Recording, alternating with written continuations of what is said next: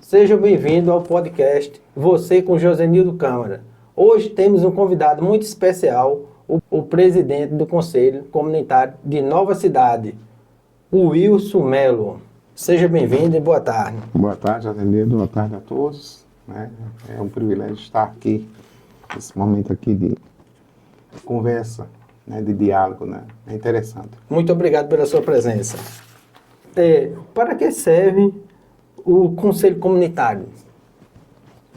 O Conselho Comunitário é uma instituição de um bairro, de uma comunidade que liga a situação de demandas do bairro, da comunidade, para a gestão, as secretarias devidas, demandas de melhorias, em relação a tapa-buracos, manutenções de lâmpadas, que é necessário, enfim, dentro de uma comunidade funcionar no básico, Então, tem várias demandas. Então, o instrumento de pedir oficializado e cobrar a gestão pública de secretarias.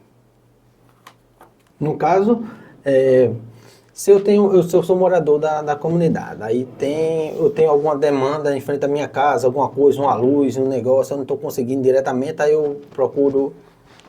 Procura o Conselho Comunitário, a gestão do Conselho, tem presidente, tem uma diretoria, quando se funciona totalmente, mas sempre o presidente ele está posto para essa finalidade, de tomar conhecimento do problema dentro da comunidade e fazer o pedido via ofício e posteriormente sair cobrando para poder ser executado aquela demanda que foi pedida. No caso, existe um grupo de WhatsApp para a comunidade se comunicar. Também. Aí quais as funções exerce o presidente do Conselho da Comunidade? A função dele é exclusiva de presidente, mas ele tem que estar atento a toda essa situação da comunidade, Até porque é um trabalho que é exercido pelo presidente, é um trabalho voluntário. Não ganha nada por isso? Não tem nenhum tipo de remuneração. Parte do poder público, privado ou não. Até porque, pelo menos nosso conselho ainda não tem rendas, ainda não trabalha com essa situação financeira. Porque é muito complicado, porque não tem meios de se apropriar de valores para jogar na comunidade alguma coisa, de alguma forma, não tem. Em questão da manutenção do centro, energia, água, como é que é feito? Aí, geralmente, cada conselho comunitário de bairro tem bairros que não tem nem conselho, estrutura. Então, junta grupo de amigos, vai lá e aluga um espaço, cria movimentos de bingos, rifas, enfim, para essa finalidade. Aí vai recolhendo para... Tem que ter um trabalho junto com a comunidade para poder manter, essa situação. Depende de cada instituição. Tem instituição que ela é isenta. A gente tem energia, tem água, vamos supor, aí tem, mas o prédio é público, vamos supor, então há um título de comodata naquele prédio, por parte do conselho. Então paga a devida secretaria que é responsável, mas depende muito raro essa situação, mas tem. Em tempo de eleições, os políticos buscam o presidente do conselho para facilitar o diálogo com a comunidade? A gente pode dizer hoje, presidente do conselho é o contato de um político para ter acesso à comunidade, independente do presidente, ele tem acesso à comunidade. Só que, assim, quanto à questão do presidente ou liderança comunitária, porque dentro de um bairro, na comunidade, tem conselhos, associações e ONGs que são pessoas que estão à frente dessa situação. Que o político busca os contatos para viabilizar o acesso à comunidade. É um crédito que o presidente, a liderança, ele dá ao político para poder as coisas fluírem dentro da comunidade. Então, é uma forma de viabilizar o contato, o acesso à população. Porque, no caso, o presidente do conselho, ele conhece todos. É isso. Se não todo, quase todos, né? É. Se ele não conhece todos, todos conhecem ele. É verdade. E as promessas feitas em tempo de campanha à comunidade são cumpridas? Parcial. Parcial, essas promessas de campanha, elas às vezes uma situação que depende não só do político que está prometendo, se ele já tiver mandato ou não, né, uma reeleição, mas depende tudo do passar do tempo da gestão também, porque tem políticos, né, que faz os pedidos, né, mais requerimentos, enfim, mas nem tudo acontece no tempo e a hora e necessidade do morador daquele bairro. Então, os moradores sempre esperam, ou seja, tem a esperança que aconteça concreto. Agora, essas promessas elas acontecem de forma parcial. É. E depois que passa as eleições, eles retornam à comunidade? Aí é uma situação meio que complexa, porque nem todos retornam, nem a propriamente agradecer o voto que aquela comunidade deu, ou mesmo para outras finalidades. Tem que ser muito uma pessoa comprometida com a população, porque nem todos, alguns retornam lá em agradecimento e tem um trânsito dentro da comunidade. Alguns parlamentares atualmente hoje, mas nem todos têm essa mesma decorrência de estar na comunidade, principalmente as periferias, né? Porque o que se vê é que depois que passa as eleições, só vão retornar, pelo menos a maioria, com 4 anos depois, nas próximas eleições. Aí eu diria que seria 2 anos hoje, né? Porque as eleições é a cada 2 anos. Nós temos as eleições municipais, né? E temos a outra que é a estadual com a federal. Isso, é. Né? Então, a cada 2 anos. E hoje as pessoas estão mais desperta para essa situação, principalmente aqueles que não vêm na comunidade. Marcados, porque até mesmo quando ele faz a campanha dele, que vão visitar, as pessoas jogam os questionamentos para eles. Você está aparecendo agora depois que você veio, não sei mais o quê. Então, ele que hoje está mais atento à situação. Então, aqueles que vêm a cada 2 anos ou a 4 anos que seja, esses não, os créditos deles não é aqueles que eles criam expectativa, né, para o voto. Então a população está começando a acordar. Está despertando porque vê que alguns nem vão lá mais. Passou a campanha, não vão nem visitar e não dá nem recado.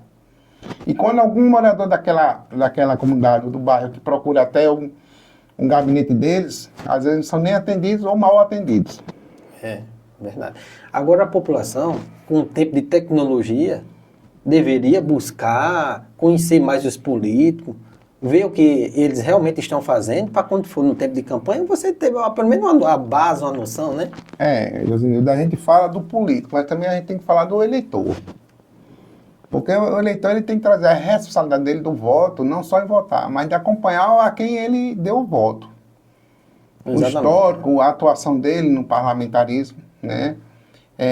Onde que ele está realmente regindo o trabalho dele, se está realmente em pró à população, né?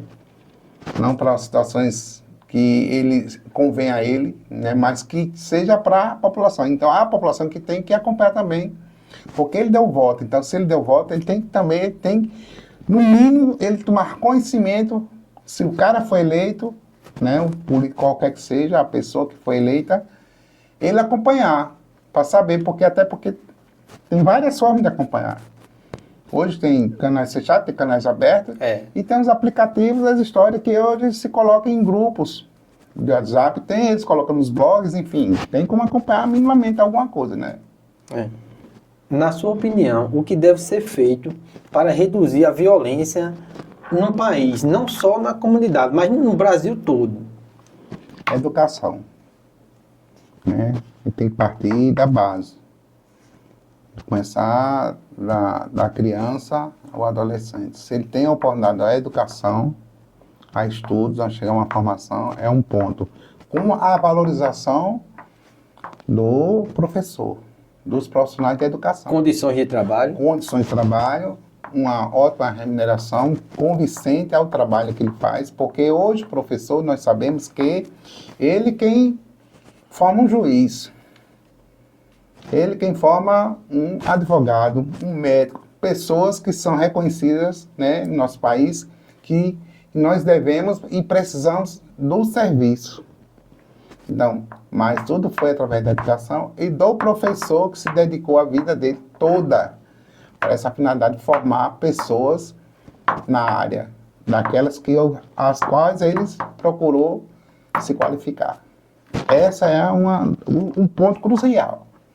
E o mais é as coisas que aconteçam no país. Condições de sobrevivência para cada um viver melhor, né? E na sua opinião, o voto deveria deixar de ser obrigatório e passar a ser facultativo ou não? Eu tenho até medo de responder. Porque hoje, principalmente, o eleitor só vota, a grande maioria, a massa, por obrigação mesmo. Ou justificando, ou, enfim, ele vai lá, então deixa em branco, mas ele vai, então, mas para ser facultativo, aí iria uma decadência de votos, de eleitores. Porque em vez de um dia de eleição, o eleitor ir para uma urna votar, ele iria para uma praia, ele iria para um lazer, sem dúvida alguma.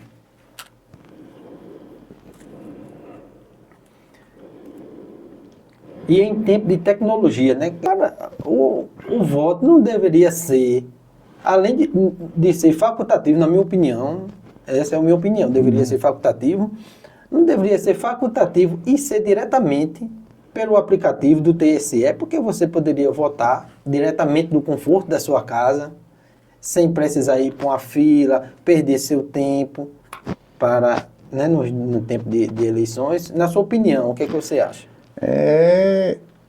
Seria, acho que, para ser facultativo nessas condições que hoje a tecnologia está aí em ponta, né? O aplicativo seria realmente assim um ponto positivo para o eleitor, na sua comodidade, ele votar.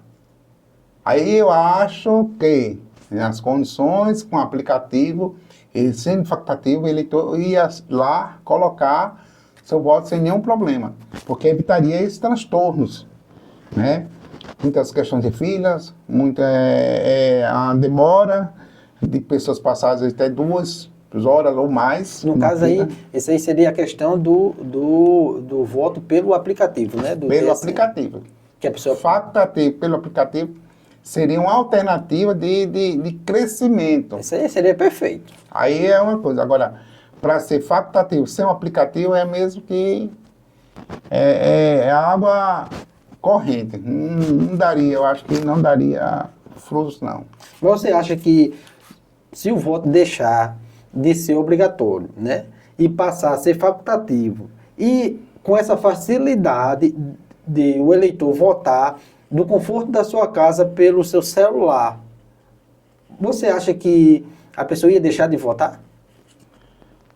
Depende, porque às vezes as pessoas não votam por conta das questões da forma que se dá a questão política, uma gestão, um trabalho do parlamentar, que às vezes fica desinteressante para o eleitor.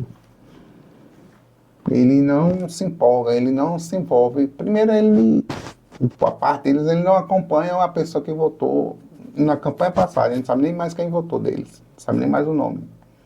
Então ficaria difícil. Mas o facultativo com aplicativo seria uma forma de adaptação até o povo cair na graça, né? Comprar ideia e daria. Aí é uma alternativa que realmente se estendia e perpetuava de melhor forma. E no caso ia gerar muita economia, porque o aparato que se gasta para colocar mesário, polícia, num canto, em outro, urna. Eu vou dar um exemplo que nós tivemos agora recente, eleições para conselheiros tutelares, que não é obrigatório. Aqui em nossa cidade tivemos um impasse, por não acontecer dia 1º de outubro, isso aconteceu no dia 29, né? Mas nesse dia é um voto que se dá às pessoas amigas, Só quem vai que tem um respeito, que tem uma consideração por aquele candidato, por aquela pessoa que convida a votar naquele candidato. É bem interessante, né? Eu voto, mas vai aquelas pessoas que gostam, que tem, primeiro está exercendo sua cidadania, mas que gostam dessa situação, porque a política ela está em todo canto e se faz bem, desde que seja feita para o bem. Na realidade, a população não está mais acreditando na política. Não, assim, partela não. Está precisando mudança na política para puxar a população, voltar a acreditar no político, que vão trabalhar realmente para a população, para o bem do povo. E só assim é que você pode colocar facultativo ou não, a população vai votar de todo jeito. Com certeza, porque se houvesse mais crédito da parte do eleitor, da população em geral, para poder acreditar naquele candidato que ele votou, era outra situação. Mas que infelizmente tem deles que se ganhou nem aparece mais no bairro, na comunidade, enfim, não dá satisfação e permanece na questão da política, né? Aí chega mais 2 ou 4 anos, ele está lá novamente, mas o eleitor que ele tem que ter assim, o esclarecimento, tem que ter o compromisso de cidadão. Quem é esse camarada que eu estou votando? Vamos ver quem é e votar nele. Por isso também é discreto. Não parte só da questão do político, do candidato. Sim, também o eleitor, ele tem que fazer a parte dele. É verdade, buscar conhecimento também, né? Buscar informações e conhecimento. Hoje foi a visita muito especial do seu Wilson Melo, presidente do Centro Comunitário de Nova Cidade. Desde já, muito obrigado. E se sinta à vontade para quando quiser retornar aqui à casa, desde já está feito o convite. Eu me sinto, o Josenildo, privilegiado por esse trabalho, por essa conversa, né, que é muito bom a gente externar nossos pensamentos. E também há o desejo de uma comunidade que precisa da gestão pública para poder acontecer essas coisas na questão da saúde, na educação, enfim, na manutenção daquilo onde é necessário. E fico super agradecido, desde convidado, eu estarei aqui com o maior prazer e eu me sinto privilegiado até estar aqui contigo aqui nesse bate-papo. Muito obrigado e até a próxima. Obrigado, José.